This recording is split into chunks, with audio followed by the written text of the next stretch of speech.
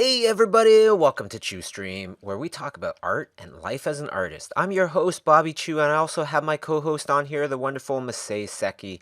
Last year, I won an Emmy with three others, Jim Bryson, K.S. Dara, and Adam Jeffcoat, for the pilot episode of our show, Nico and the Sword of Light. Well, it's been a year later, and the first season of Nico and the Sword of Light is coming out on Friday, July 21st, 2017, on Amazon's streaming site, primevideo.com. So I thought it'd be great to get the old gang together for a stream to reminisce and take some questions from the audience. If you're catching this live, feel free to ask us questions in the chat, but make sure to write the word question in big capital letters so we can see them easier. If you're listening to this pre-recorded and would like to catch a stream live, look up Schoolism Newsletter and sign up. You'll get helpful free videos for artists, notifications of live streams like these, free tutorials, and art news from the Schoolism newsletter. So remember to sign up, and without further ado, welcome to the Chiu Stream. Before we begin, why don't we do a little roll call so everybody can recognize each of our voices. So I'm Bobby Chiu, and Jim Bryson. Can you say a little something, introduce yourself? Hey, what's up? I'm Jim. Awesome. And then Adam Jeffcoat. Hey guys, I'm Adam, coming to you from the UK. Right on. And then Kay Asadera. Hi, I'm Kay, live in Los Angeles. Awesome. And my co-host, Masei Seki. Hey guys, I'm back. Great. So just a little housekeeping. This drawing right now, this is going to be a collabo video. The first time we did a little collabo, Jim Bryson came over and did a little drawing, and then I'm going to be painting the drawing. So right now you're seeing Jim's wonderful ball cap, and there is a drawing underneath. You will see it, so don't worry, you will see it. And of course, these streams, it's very much a conversation between artists and everything, and so everybody, feel free to just jump right in if you have anything to say or anything like that. This is coming from Miblert. Miblert asks, how do you get good ideas for art? And where do you pull your inspiration from? I'm struggling to create a portfolio piece that I truly love. Where do these great art and where do these great ideas and inspiration come from, guys? Anybody? That's a great question. For me personally, it comes from, I draw a lot from my experiences, from travels, different kinds of people that I meet, and then I try to infuse that with design or, the moments. Yeah, see what comes out of it. Yeah, and Kay is probably one, like the only one out of the little group here that has actually gone on heavy-duty research trips, for projects, right? So when you're actually on a project, do you find it hard to get art done, when you're traveling and everything? Or do you just take pictures? It depends on the kind of trip. But yeah, you try to take, pictures and you try to make art while you're there. It's always, fresher and more genuine. But, it doesn't matter if you're not on a research trip. You could just plan your own trip and, explore and towards like the thing that you want to, create. Yeah, that's great because, planning your own trip, planning your own projects, that's what Jim and Adam have been doing for the last, 10 years or whatever, right? You guys, Actually, you come up with your own ideas, you guys pitch a lot of stuff, and you come up with some of the most awesome, most refreshing ideas. Where do you guys come up with your ideas and inspiration? Well, I like to go running a lot. And so I do my own little research trips when I go running in the forest. And yeah, it's weird. Like sometimes the ideas, it's more like not so much what you're actually seeing, but sort of like a feeling that you get. So like, for example, just recently, I live in Toronto and there's like a bug infestation at the moment. And so every time I would go running in the forest, there'd be these bugs falling on me. And by the time I got home, I'd be covered in these little like worms, which sounds horrifying, right? But it just made me like start imagining like, like what are they doing up there? They're like sitting on the leaves and they're just like jumping down on me. Like, do they see me running by and they're like, I'm gonna go jump on this guy and like, you know. So I don't know, stuff like that to me, like, I don't know, Yeah. that inspires me. Yeah, I agree. I think it's that's the thing, coming from real life experience is the key, because I mean, I think these days we're spoiled as well with the internet having, so much reference available for everyone, and that I feel like there's a danger that people can kind of, their reference trip involves sitting on Google Images all day and just kind of, downloading stuff that other people have done. But then there's this kind of danger of almost regurgitating, other people's stuff sort of over and over again. But I think like Jim and Kay was saying, getting out there in the world, and if you're working on a project which is kind of like fantasy set in like a cool forest, then get in the forest and get down on the floor and observe it. The old Disney movies were amazing at that, and I think that's something that sometimes gets lost in modern stuff, that people rely too heavily on kind of seeing what other cool people, what cool stuff other people are doing, as opposed to coming up with it themselves. And I was guilty, I think, of using too much reference in the past. But I think working with Jim, it's been one of the things that he's really kind of got me to realize, is that the best work comes from your imagination. Your life experience feeds your imagination, and then it's almost like you're sitting there and you're drawing what's in your mind, and that's a collective of all the experiences you've ever had. And I feel like, Nico, for example, is a perfect example of that. It's straight out of the imagination onto the paper. Now, Glenn Keane has once told me that he is always observing everybody he meets, all the mannerisms, all the time. Is, thinking of ideas, just like when you're running and these worms fall on you and you're thinking, oh, these guys are probably looking to ambush people, and they fly off the branches and, paratrooping down and stuff like that. Yeah. Is that something that you are always doing, or is that something that you have to consciously kind of turn on and go, okay, now I'm thinking about ideas? Yeah, no, it's always on, man. Like literally just this morning, like it's funny because this is a drawing of the Mugwump character from the show, and he's like this big fat toad.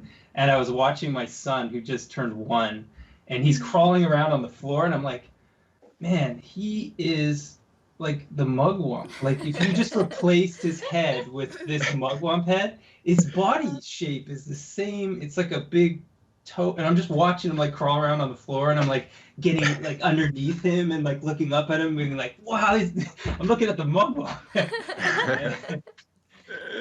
So yeah, I think it's like it's always like you're always thinking in that way, I think. At least I am. Now we're going to jump around a little bit for these questions. I'm going to go to one that I thought was really great from Alex, and he asks, can each of you explain what your role was in creating Nico and touch a little more on your work relationships? Well, I guess, I'll start off with that. The whole entire idea behind Nico kind of came from Jim and Adam. They were living in UK. They came back to Toronto, and then I invited them over because we're old college buddies and everything, and we started talking and started coming up with just the seed of the idea at first, right? And I feel like my role was how to market it, how to get it out there, how to get it complete, and how to get it funded. Kind of like the overarching managerial kind of parts to it, I guess, right? Yeah. Mm-hmm. And then are they asking about the app, or are they asking about I guess the original idea? Yeah, the original idea. It's so, man, it's been a lot. What year? That was 2012 or something? It was 20. Was it?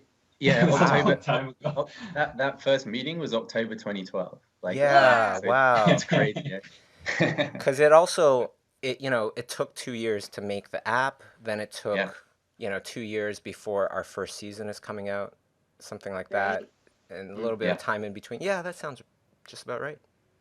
Yeah. And then, Adam, what was your kind of role? I guess we can just start off with the app first, and then we'll move into the series.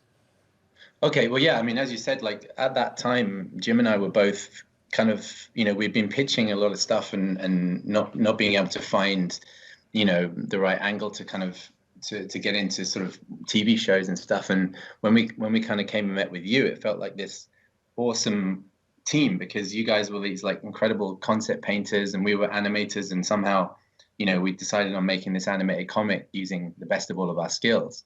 I suppose for me personally, I always felt like my passion was in story, and so I kind of took that role of we would all sit around and come up with cool ideas of where we wanted Nico to go and what kind of story we wanted to tell, and then we would kind of go off and develop that. Jim and I would kind of develop that idea, and do you remember we had that giant whiteboard that we Yeah. we drew the whole kind of story out on this huge whiteboard to try and like make sense of it, and then we would put that in the back of Jim's car and drive and come and see you. Just jam it into the back seat, this huge whiteboard. But yeah, that was the thing for me. The big thing here was collaboration, like people who were able to focus on what they love and then all sharing our ideas. So for me, I think it was a really great chance to really get deep into the story, and trying to tell a story that we really cared about and were passionate about. Yeah. For me, what I thought really worked was that we all gelled very naturally, and then everything came out organically. It wasn't like, oh, we gotta make this, big. It was more like, let's make something cool that we're excited about, and put it out there and see what happens. Absolutely. Yeah. Yeah, for me, one of the biggest things was, like Kay and I, we also pitched things in the past, sold things in the past where they weren't really made because the gatekeepers kind of determined whether things were going to get made or not. So for me, the really exciting thing was the idea that no matter what happens, this will be made. We're going to put it out as an app and let the world decide whether it's something they like or not. Right, absolutely. And that was a huge thing. Yeah, we spent a lot of time like making stuff that we couldn't share, we couldn't, it never got made, it was tied up for long periods of time. So yeah, that was our thing. We just wanted to make something and like have it get made, and I still can't believe we actually got it done. Like the amount of work that was by far the hardest thing I think I've ever done. Yeah. The funnest too, because it had so much energy and momentum. That was again the collaboration of the team. It was like we were all inspiring each other. Like you guys were sending us amazing paintings that we were then adding animation over the top. It was like, as hard work as it was maybe some of the most fun I've ever had, working on a project. Yeah, and just to clarify, it was pretty much all Kay doing these amazing paintings. I did very little paintings. The paintings that I did, I just followed her and tried to continue on with that wonderful style that she created. So modest. Yep. No, it's absolutely true. It's absolutely true. But Bobby, you were like steering the ship, man. You were like making sure this whole thing, came into the port. I mean, that's a huge task in itself as well. Like, this was your vision, so props to that. Well, yeah, and thank you for that. And I definitely want to. I think this is why we work together so well, because we're always trying to pass the praise, And one thing that I definitely want to kind of say is, I love doing creatures, but all the creatures in Nico and the Sword of Light, it's pretty much all designed by Bryson. Oh yeah. So that was very cool too. I want everybody to know that. So this project that you guys were doing, by what you guys are saying, it was all done on your own time. This wasn't paid. This was just like a passionate personal project within you guys, right? So my question is like, how were you guys able to manage, doing this on the side along with work and having like, so many, I'm sure everyone has like their own stuff going on. Like, as someone who's never like started a project but really wants to, what advice, do you guys have for someone who wants to like start a big project like this? Especially like a collaborative project.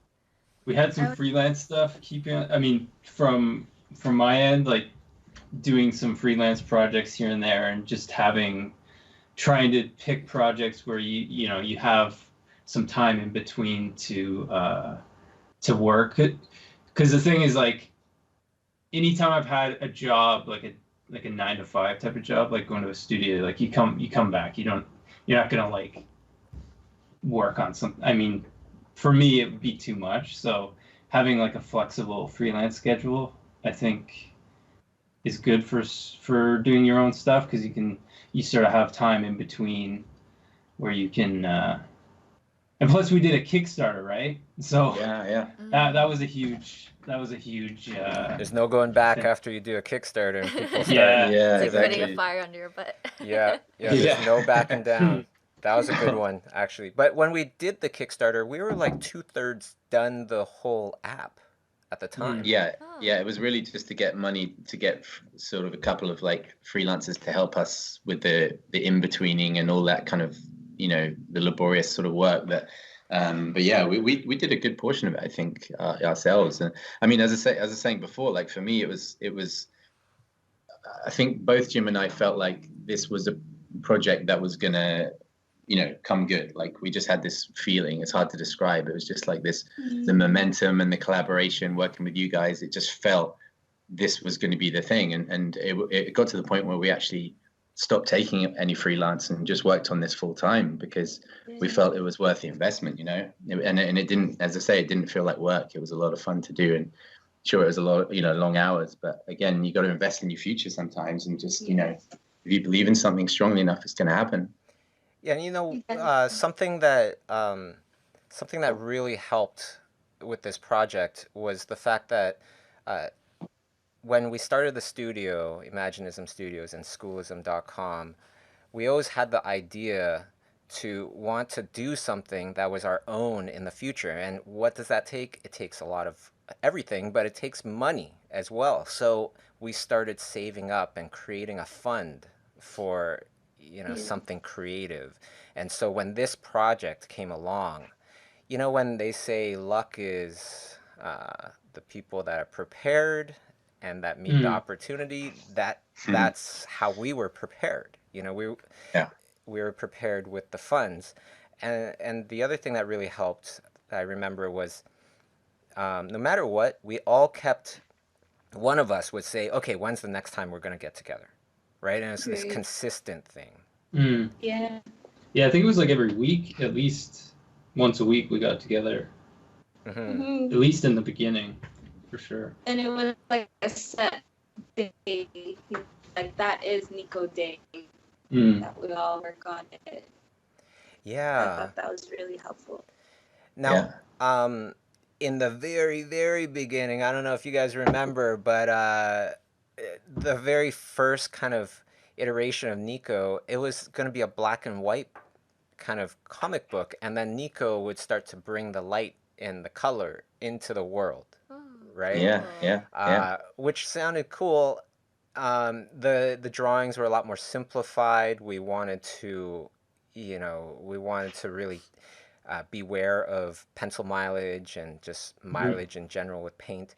And then Kay came along. And then Kay kind of flipped everything on its head. Right, Kay? Well, Kay pretty much came along and then was like, okay, you know what? If we're going to do this, we need to make it look incredibly awesome and pretty much change the whole face of the look of the project. I think Kay just dropped off the call. I'm going to try to call her back. I know she is pretty darn, she's on location right now, and she said she wouldn't be able to stay for the whole entire meeting. She might need to take off abruptly, so I guess this might be maybe that was it. Yeah. But I remember that moment though, like when it was like, we need to make this look like a feature animation. Yeah, I really Yeah. love that. That was sort of a big turning point, because there was a point when we wanted to make it a choose your own adventure, and then we actually mapped out like how many pages that would end up being, and then we're just like, oh, this is going to be too much. So I think we decided we'll do less pages, but each page would be just as awesome as we could make it, which I think was absolutely the right direction for sure. How did you guys come up with the idea of like thinking, let's make a motion pictures comic book? Like, how did that come about? Oh, that one, I'll take that one because Because we're it's so original. It's like, especially 5 years ago, I guess. yeah. Well, we were all hang out. We're all hang out at our place and everything, and I was talking about this when I was little. I love comic books. I would look at comic books, and I remember distinctly being in the backyard, just looking through my comic books by myself and going, please just come to life. I want to see you move. I want to see you kind of just come to life. Right? And I was telling everybody about this idea. And then we were like, you know what? With iPads and things like that, we can start to do that now. We can actually do that. We can make, a comic in the iPad. And when people touch on the panels, we can actually have these drawings come to life. Instead of computer animated looking, let's make it totally traditional animation where drawings are coming to life. And that's where that main idea came from. Yeah, I just love how like, different it was, and it was totally different from when you're watching a TV show, for example, because you can actually interact with the comic book. So, I think that's what really grabbed a lot of people's attention. Yeah, it was, and it also kind of like when you're working on a movie or something like that, you have your dimensions, you have your composition. With a comic book, you're making whatever size panels and things like that. The character could essentially go from one panel straight into the other. So the options were kind of endless. Yeah, it's true. I think for us as well, it was like that, being able to explore, like you say, being free of the TV format, like we had like all kinds of crazy like panels in there that we could kind of play around with, and it was a lot of fun to kind of like to be exploring with that. And we had like some pages which were just, the whole page was just one really detailed illustration which we'd spend a ton of time on, looking awesome. And then that process of kind of bringing the page to life, like we had so many layers, didn't we? We had like the paintings, then we had our buddy Darren doing some amazing effects work, obviously the animation layers, and then comping it all in, so you ended up this really rich kind of like finish in the end. It's like there was so many layers that went in there.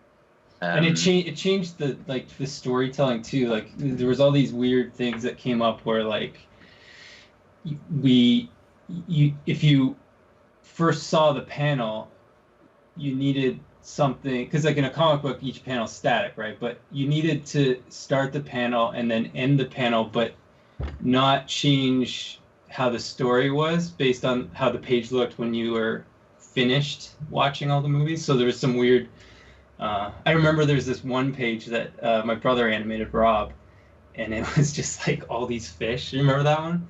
Yeah. It's like 30 fish all like just. Oh yeah. Oh, I think I know which one. It's crazy. Well, the original idea actually was that every single one of those fish you could have clicked on as the audience, but then I think we realized like halfway through that we had to kind of focus it. Yeah, we wanted more interactive stuff, but then it was just like it became so complicated that we're just like, okay. It almost became like a video game. It was like the coding involved to make it, everything interactive and have different options. Which one were you going to press first? There was like, it was all these variables, and that process in a way can sometimes take away from the creativity if it becomes too complex. you're losing the essence of what we set out to do, which was just, as Bobby said, make a comic book come to life. And I think in the end, we kind of pushed back to that and focused on that. Yeah, there were so many opportunities where we could have gone like just overly complicated with it, and we had to sort of dial it back. Now, I think this is a good kind of segue into Alex's question. We talked a little bit about pitching to other people, and then, of course, Nico, in the very beginning, we funded this ourselves. Publisher versus self-funding a project. Can you discuss any pros or cons that you've experienced in your personal careers? So maybe you guys can talk about like a bunch of the pitches and everything and how that went. I can give one piece of advice. If you're perfect. making a show, I think like, let's say you go to a company and you're like, okay, I got an idea for a show, and then they're like, awesome. Whoop, just dropped my headphones. And they're like, okay, we're gonna give you a bunch of money. We're gonna split the IP or whatever. You always want to have something in your contract that says, if they don't do anything with it in a certain amount of time, then all the rights go back to you. Because if you don't have that and they give you even just a little bit of money, then your project is done. And I don't think a lot of people know that. Like, if they're, I mean, I didn't know that. Yeah. I mean, if you have. No, yeah, but like the thing is, it's like years later, generally we don't even like the stuff we did, 3-4 years ago. So when it comes back, you're just like, what is this? I don't recognize this. Yeah, I tell you, like, sorry, go ahead. And then, did you guys ever go through kind of like the situation where you pitch a project, they help to develop it with you, they give you development money, so then you can't actually make it with anybody else unless they're involved? We had something similar, but we weren't even given any money. Like we actually pitched a project to Nickelodeon, probably not only about a year before we started working on Nico. And they liked the initial pitch, and then we got invited to kind of like go into the Nickelodeon Shorts program, which would have been a really cool way to kind of do a kind of a test and get it out there. But what we found is that they kind of got really excited about our idea, and then we had some Skype meetings with them, and they were kind of encouraging us to change it a little bit. Maybe you can make the characters a little more like this or like that. So we actually did. We did everything they said, and then at the last minute they turned around and said, "Oh, sorry guys, you didn't make the final cut." So you kind of feel we've just made all these changes for you, like based on what you wanted, and then you end up with nothing anyway. So the thing for me is that I feel if you believe strongly enough in an idea, the best thing to do is to actually put it together. Make like a little trailer, make a little a little demo of like 30 seconds or a minute, and show who you're pitching to exactly what your vision is. Because I think the problem is often you're relying on their imagination to be able to see what's in your head. And as artists, we are born with big imaginations. I guess that's why we do what we do. But maybe it's a mistake to kind of walk into these kind of pitch meetings and just assume these guys can see what it is you see, and then you kind of get all frustrated because they're not getting it. They're not kind of like getting your vision. And the best thing you can do, as we did with Nico, is just make it. We've made this comic, and as a result, people could see exactly what it was we were trying to do. Yeah, I remember, especially nowadays with the internet, with analytics and things like that, they don't even have to necessarily even watch your whatever it is you made. They just need to look at their analytics and go, not enough people from this demographic, pass. It's a very interesting time. Very interesting time. But the purpose is not to try to stop these waves of evolution, but learn how to surf these new waves. I think that's the main thing, right? Yeah. Now, this is before we go on to the next question, I do want to kind of finish up that other question, which was what was our involvement in the series and everything. So we talked about the app. Now I do want to mention that um, ever since the app and everything, Kay and I, we've had very little involvement with the project because we have our buddies Jim and Adam to kind of represent the original Nico team. So maybe you guys can talk about your involvement with the series. Absolutely, yeah. You want to start, Jim? Oh, all right. Yeah. So me and Adam were executive producers. So it's like we are sort of involved in like from the point when the writers are doing outlines and premises and just all the way through to the scripts, and then through production we're sort of trying to give ideas and give feedback and stuff, and notes and everything, and then I was doing character design and concepts for the season. So just like little drawings of like some weird place they go or some weird creatures they encounter, and trying to like visualize stuff that's happening in the script or stuff that might work well in a certain scenario or script. But also Yeah, visually, you touched much of the series. It felt like, right? I was trying to just give as many ideas as possible.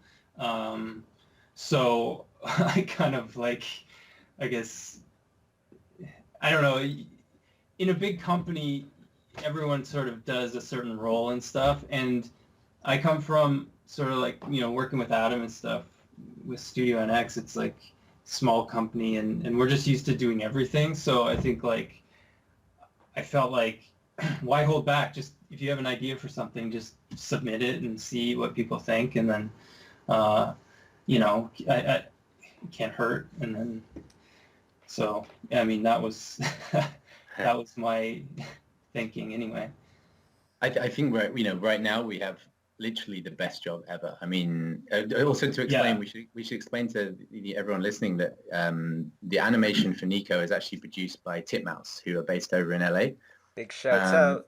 yeah, big shouts out. And these guys are so awesome. Like as 2D goes, these are the best guys we could work with. And our job essentially is to give notes on the whole production, as Jim was saying. Like, they send us the boards, they send us the characters, the animation, the animatics, and so we're just literally like looking at all this incredible work coming in and just suggesting how it could be even better. I mean, it's literally every day like thinking, wow, this is awesome. And also then you can focus on what it is you love. Like, Jim's able to focus on, as you were saying, the character designs, and I love like story and storyboarding, so I kind of focus on that side. So we're just kind of helping as much as we can to shape the show based on our vision, but also being completely open to ideas of what they want to bring to it.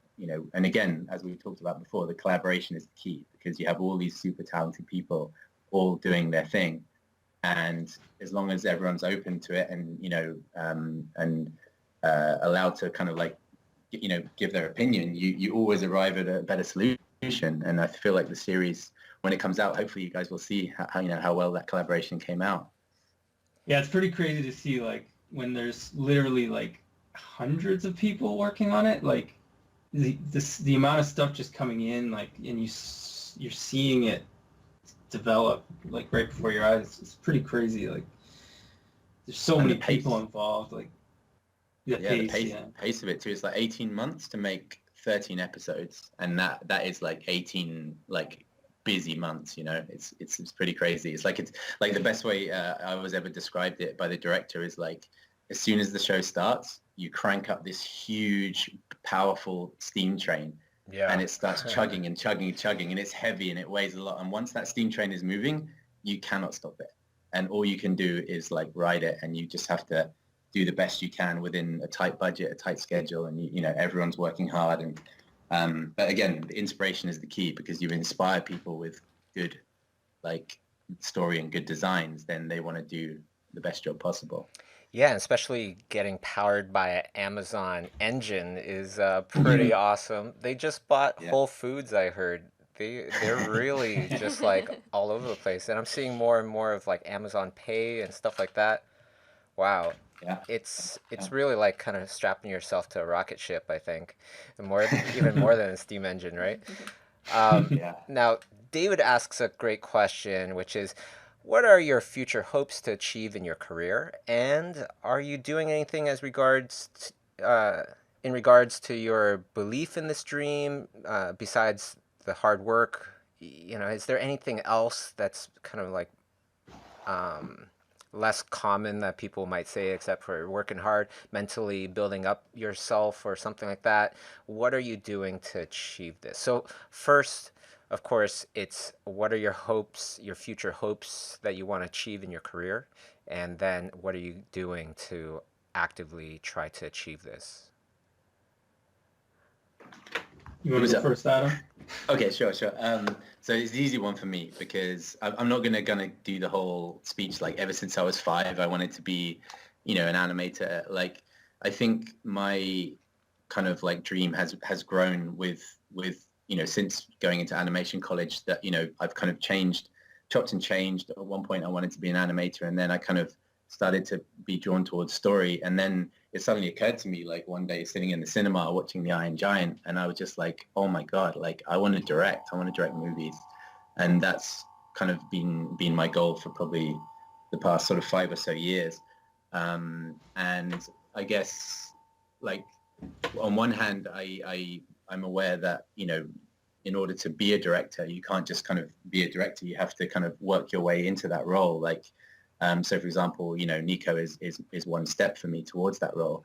But I also need to understand story. I need to understand animation, layout, design, storyboarding, and so therefore you learn as you work, but you also have to study in your own time. So for example, like all day I spend listening to podcasts by, obviously by some of the ones Bobby does, the interviews with like other artists who have already, achieved their dreams or working in the industry. I'm always listening to Pixar guys because I find them so inspiring, and just really like visualizing myself like in that role. I think the key is you have to be able to see yourself in your dream job and picture that, and stick things on the wall that inspire you, and bring your dream alive, basically.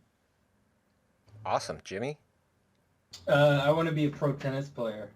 Nice, So nice. I'm not even close. It's a disaster right now. I'm way too old. It's not gonna happen. Honestly, I don't know. For me, the thing I like the most, because I worked in like a lot of areas of animation, I think like developing new IP is probably to me the most interesting. I mean, fun. So I mean, I think in the form of maybe a comic book, creating new characters, designing like new worlds, imagining new like places that I've never been, that don't exist. To me, I think, yeah, just coming up with new new shows, new ideas, to me is sort of my dream. Yeah, for me in the very beginning, starting the studio and everything, you definitely want to kind of make a name for yourself, and you want to work on really, good and big projects and things. Um, but that was like it's been 12 years since we started the studio, and now it's not really about that anymore. I don't feel the need to have to prove myself anymore. I don't know if it's just I'm getting older, or maybe because I've maybe achieved a certain amount of the goals I've had and everything. But it's been awesome. I don't feel that need to kind of prove myself, and then that allows me to concentrate on the things that I really love, which uh, right now it's just trying to affect the art community in a positive way, trying to change things, trying to give the artists strength. And how do you do that? Well, one is through mobilization, like these streams and everything, and trying to get that info from all the other successful artists out there,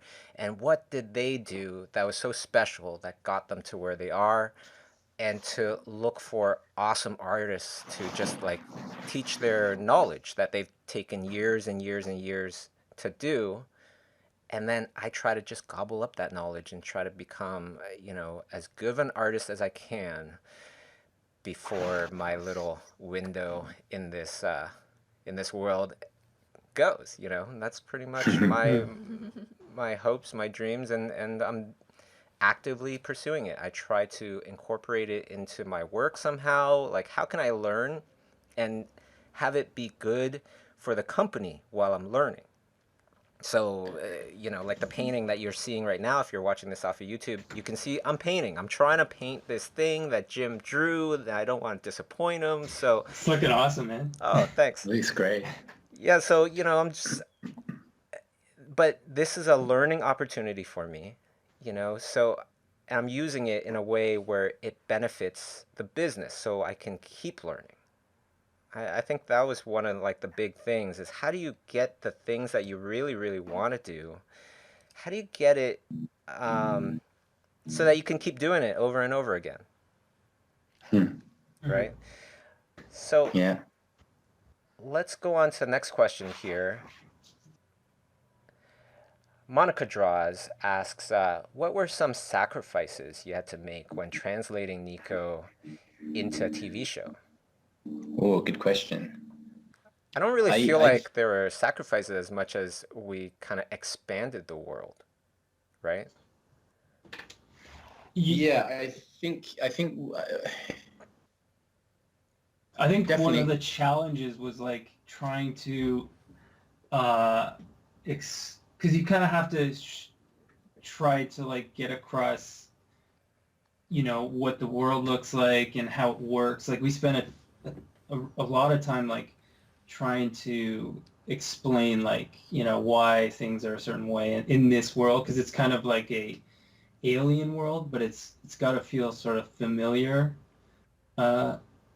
So there was a lot of like, and then also like the mechanics and stuff like that was one thing that Rob and the team of writers like spent a lot of time on. It's like trying to figure out like what happens when he hits one of these creatures with his sword, and then like, you can't be cutting creatures up. So yeah, there was just like a lot of like, how does it work? How does everything work in this world? And then trying to get that across to literally like, all these people that are working on it who aren't living in your head. Like we spent 2 years working on this project, so trying to get that across.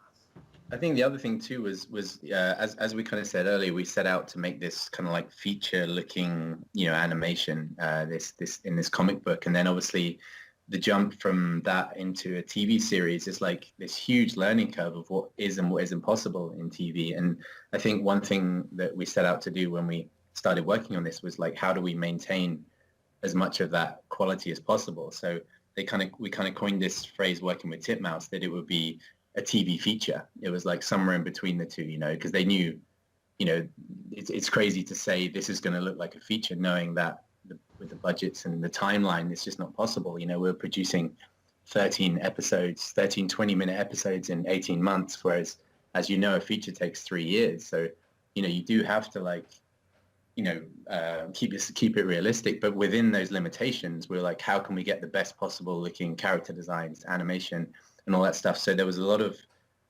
working at the beginning with Titmouse to try and figure out how to maintain this quality level. And for example, one of the things they found is like Nico is insanely hard to animate. His mohawk and his proportions, trying to rotate that head with was really tough. So for example, they came up with this awesome tool called the Faceinator, where they built Nico's head kind of not actually in 3D, but it was drawn in every sort of possible rotation. So when you scrolled through the frames, it looked like he was kind of turning his head.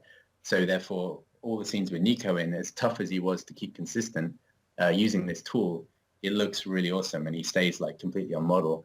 So it's, for me, it was like that was the kind of where we didn't necessarily sacrifice stuff, but we were trying to maintain that level of quality within the restrictions of TV. I think for me, the biggest, sacrifice, if you want to call it that, was just, when we sold the license to make the show to Amazon. Um, like I said, Amazon is a giant beast, and we are like a little tiny ant, right? And when you do that, you are giving them control, right? Because they're the ones putting in all the money, all the resources into making this happen. They're putting in teams Yeah. of people. It makes sense. And that's something that a lot of creators might not really realize. Instead, the kind of fix for this was to try to kind of tame the lion, like try to become friends with the giant beast and show them our worth and everything, and so that they will come to you for advice or your opinion, that kind of thing. That was probably like the biggest takeaway from the whole experience, which you still go through because Amazon, they're one of like the best partners that you can probably get because they're so big, but also they're so big, so they have all these different departments, just like, and like Disney in a way. Does Disney Publishing talk to Disney Feature? Not so much, not as much as you might think. If Disney Publishing is making a book that Disney Feature is making a movie of, you know what I mean? So Yeah. yeah, that was the biggest takeaway from me. The I good actually have thing a story. though. Sorry, Oh, I was just sorry. going to say, I actually have a quick story, Bobby, which illustrates your point perfectly. So um, there was actually a point, I don't know if people are aware of this, but in between the pilot and the show being made, there was a point when Nico kind of went quiet. Like there was a point when we weren't really sure what was happening with the show, like whether it was going to go forward. And Amazon came to us and they said, look, we think you've got a cool show here, but we feel like they did some kind of like market, testing and on some kids and stuff. And the feedback was that all of the girls apparently didn't feel they could connect with the show because it was originally just Nico and that was it, and these kind of creatures, and there wasn't really any strong female characters for them to get behind. And the second thing was that in our original pitch, the darkness itself was just an entity. It was just a force. It was like it was just the darkness, whereas all the kids apparently said that they felt like they wanted an actual physical bad guy to kind of be afraid of and to laugh at and all that kind of stuff. And when they told us this, I think both me and Jim were just like, that sounds awesome. To us, to all of us said, we feel that makes the show stronger. So straight away, we started designing this girl character that would accompany Nico on his adventure, and started designing this bad guy that would represent the darkness itself. And I only found out afterwards that Amazon actually were quite surprised because they said all the other creators they had worked with in the past were very much usually stick to their guns. Like, hell no, you ain't changing our show. This is like our vision, like this is how we expected it. But because we kind of just felt like that was part of the process, for the show to evolve naturally, and that was one of the reasons why it actually ended up getting made, because we showed that we could collaborate with them and not be, fight against them in any way. That's a really good point. Let's go on to the next question here. Wow, time really flies, but let's try to do as many of these questions as possible. Aiden asks, I was always told to allow myself to fail to then learn on my mistakes. So I want to know what your opinion is on improving through failure. That was a really good example of what you just said. It's not really like a failure, but it's learning from your mistakes kind of thing and going, okay, we need to introduce the girl character right in the beginning, or, in the very first episode, and so on and so forth. You don't learn nearly as much from your successes than you do from your failures if you analyze both, equally, I think. Yeah, for sure. Yeah, I think like we've had obviously a lot of failures leading up to Nico, but each one of them taught us a huge lesson. Like, it's maybe we went too far in one direction, it's made something too obscure. Like, we didn't really research the market enough to know what was the kind of thing studios were looking for. But I think no matter what, like, don't be afraid to fail. I mean, I think the fear of failure, all it does is it holds everyone back. Oh well, I'm not even going to try that in case I fail. Well, then what do you achieve in life? I mean, I think the more you fail and the more you embrace it, the more you stop fearing it, and you realize that is literally just part of being an artist. Adam, that's such a good point, and that was also one of the keys I feel to the success of the show thus far, was the fact that we actually had discussions about failures that were coming. We don't know what these failures are, but we will be tested. I remember having this conversation, and we're all getting pumped, and we're like, okay, yeah, challenges will come, and we got to go past that point of when we would usually give up, right? And then we put out the app, and remember, the app did hardly anything in the first like 3 Oh weeks. man, yeah, 2 years of our it was depressing. lives. It was depressing, and you know what? That's a great point, because you were the one, Bobby, who kept the inspiration. Like, you always said to us, you had this line. You said you got to pull the arrow back before you let it go, and it flies forward. And it was like everything that seemingly went wrong at the time was just a perception. It was like, it seemed like it was a disaster that the app didn't sell, but fast forward to 2 years later, and we have a TV show coming out as a result of that. It's like, so if we had all given up and thrown the towel in at that point, that's this would never have happened. So by remaining positive and you kind of driving us all that time, that's the key. No matter what, stay positive. I think there was like the day after we were all kind of like bummed out about it, and then we got like, it got featured on Apple or something. Like, someone was like, from Apple, like, just randomly emailed you, and then they're like, what do you want to do? You want to put it on the Apple page? Okay. That was like 3 weeks later, though. That was like, that wasn't even the next day after we launched the app. That was like 3 weeks after. Because, well, yeah, no, it's like after we had talked about, like, yeah. oh man, Well, that's, nobody's buying. you know what? I don't know if you guys believe in fate or anything, but I've had that kind of stuff happen to me so many times, where I'm talking about an artist that I would really love to have on Schoolism, and the person has said no to me about 20,000 times, and I'm like, I talk about just not giving up. I'm gonna stay on this, and then the person emails me the next day after 3 years, or like, we're talking about going to this. I was like, oh yeah, I keep wanting to go to this Croatian workshop, the ICFF or something like that. Maybe I screwed up the name, FFIC. I don't know, but yeah, just talking about this thing, and then the next day, this just happened this week. The organizer Marco messaged me, and it's like, hey, do you want to do something like Schoolism and my thing? And I was like, holy smokes, so. There is something like the ether of the universe where ideas go into that little river and swirl around and come back out and kind of. It's like a force, isn't it? It's like a force that you tap into. Like, even what you're saying reminds me of all the help we had on Nico. Like, we said, man, we really need to get a really good sound designer, right? Mm-hmm. And then didn't that Carlos from Mexico just contacted you and said, out of the blue, I want to do something cool. And he ended up making Nico this like cinematic masterpiece. When you listen to it with headphones, it's unbelievable what that guy did on Nico, like way above and beyond his duty, Yeah, big shout out to Carlos. And gotta give a shout out to Shaz too. Shaz Lim, right on. Like, best animator. One of the best animators in the world.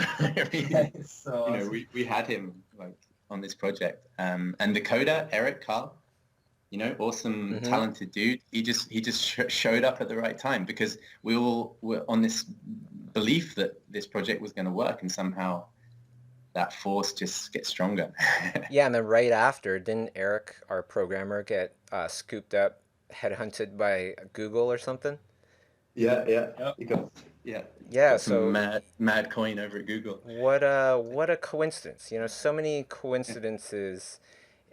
There, I definitely believe when you put your full heart, soul, spirit behind something, and it is your absolute full, then fate has a way of knowing, picking up on it, testing you a couple more times, and then opening the door. Yeah, I feel like for it's a sure. lot of you have to think positive as well. You can't just be a downer and doubt everything. Well, from what you guys are saying, it seems like you guys just kept believing, and you know, it probably is the force, but also you guys, like it's from within. So Yeah. it's kind of cheesy to say, but Well, yeah. Also, it's like the attitude, right? Like yeah. when we put out the app and it wasn't doing much, we did feel down for about 2 hours. I would say, after spending 2 years of our lives on this thing, it wasn't doing good, and it took us about 2 hours to get out of that funk, get back to being, like just charged and going at it with full force again. If we felt depressed for the whole entire week, we would have missed out on 5 days of really great, productive work to push the app even more. And then results might have changed because you lose momentum Mm, and all that stuff. mm. Yeah. Yeah, and I think on most like film or whatever productions, there's always like sort of a point where you push yourself to your kind of creative limits, and like that's what having a good team is like. If everyone's sort of like, if you're sort of at your limit and then someone else is showing you something cool that they're doing, you kind of like feeds off each other. And I feel like when we were coming up with it, there wasn't a point where you're just kind of like, I don't know where this is going, because we were all kind of pushing each other. So I think that was really good, just having the team Mm. So go team. going slightly away from that topic and going to more of just like a general art topic, we have Carlos. He asks, does this happen to any of you guys, that you stop practicing a subject and after a while you lose the ability of drawing or painting that subject like you did before, and develop perhaps even a fear of that subject? Right? Like, well, doing art is kind of like riding a bicycle. When you stop, everything kind of stops, and then your bike gets rusty and you try to get back on it. It doesn't work as good as before, and you got to fix it up. And I don't know For where I'm me, I going with think this. like if you spend a lot of time on a subject and you're, at least for me, like I don't know, like I'm drawing an octopus right now, and if you do it a lot and then you sort of don't do it for a while and then you come back to it and do it again, I think like you get better because you sort of you leave it for a while. You're not like just constantly obsessing over it. Hmm.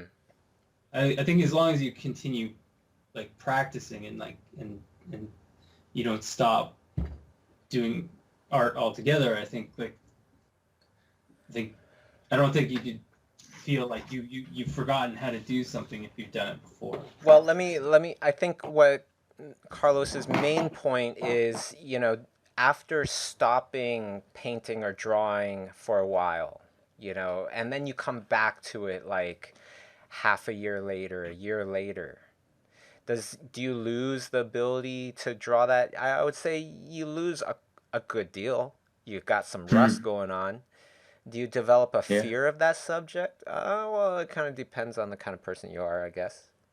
Hmm. Mm. Right, but I if guess it depends what you're doing in the meantime as well. Like if you're yeah. just you went on a vacation for 6 months, then yeah, you're probably not going to be. But if you're studying like something more like technical perspective or something, and then you come back to doing like organic creature, I think you'll be stronger.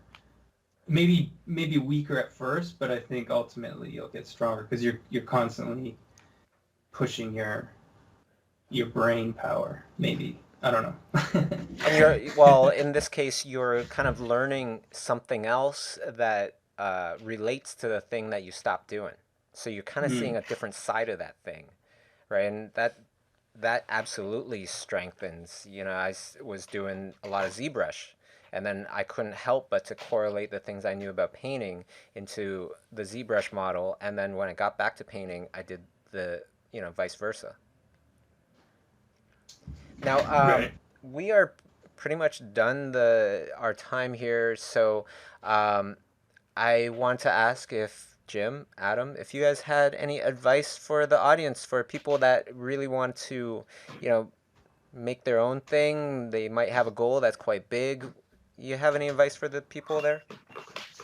Yeah. I think that kind of we kind of touched on this already, but it's almost like I think the biggest thing I felt like I learned from this process, like if you want to say, for example, pitch a TV show or an idea for a movie or whatever, you have to be able to like uh, get everyone to see your vision. And the best way to do that is to produce something tangible that they can hold in their hands. And whether it's a comic book or an animated comic book or a trailer or a 2-minute pilot of what it is you want to do, if you believe in your idea strongly enough, it's worth doing that, because you can waste a lot of time like desperately trying to get people to understand your opinion, your idea, this awesome pitch that you've come up with. But if they aren't able to imagine that in their own heads, then they're just not going to get it. They're never going to see it. And I feel like the one thing, like advantage we had going for us with Nico, was that Amazon, when we were pitching it to them, were able to hold the Nico animated comic book in their hands and see this kid like in his environment, like talking to monsters, fighting bad guys, like moving around this crazy fantastical world. They could see this. They knew that this could be a TV show, and so there was no doubt. There was none of that like umming and ahhing, and So I feel like if you really believe in and you want to do this, make something tangible, and get it out there. Give it to as many people as you can, and someone's going to pick it up. Awesome, Jimmy. My advice would be simple, like especially if you're like a kid, like in high school or something, like just if you want to make something, just go and make it. Like you don't have to be the best artist in the world. You don't have to be the best at storytelling or whatever. The key is just to make it and finish it, and then make something else. Awesome. Don't be afraid to fail. Yeah, who cares? Who cares? Just do it. Yeah, I think mine is just there. You will be tested. The bigger the thing that you're trying to do, the more different you are trying to get your life than how it is now. Believe me, you will be tested. You will be tested hard, but if you go past that point where today you would give up, if you go past that point, then that's when you'll find that thing that you're looking for, that level up that you're looking for. And a lot of times that's why people say doing art is hard or doing whatever is hard.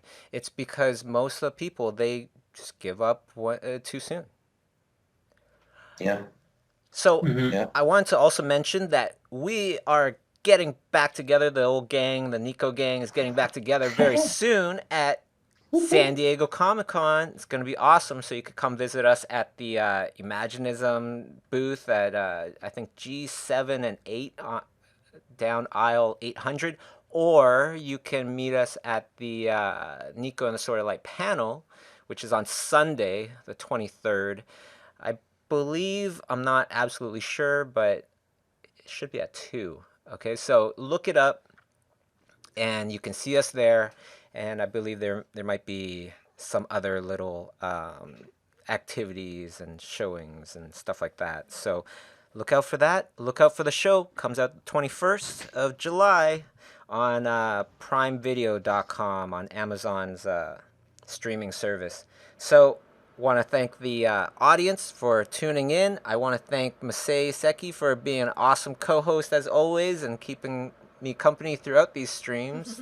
And of course, my wonderful guests, Adam Jeffcoat, Jim Bryson, and Kasadera, who had to boogie out early. Huge thank you to them for being guests on the stream, but also just being awesome friends and collaborators to work on this wonderful project with. Subscribe to this channel so you won't miss out on the latest artist interviews, tutorials, and other news/advice made especially for the art community. If you find these videos helpful, pass them on to the other artists in your life. Thanks for watching.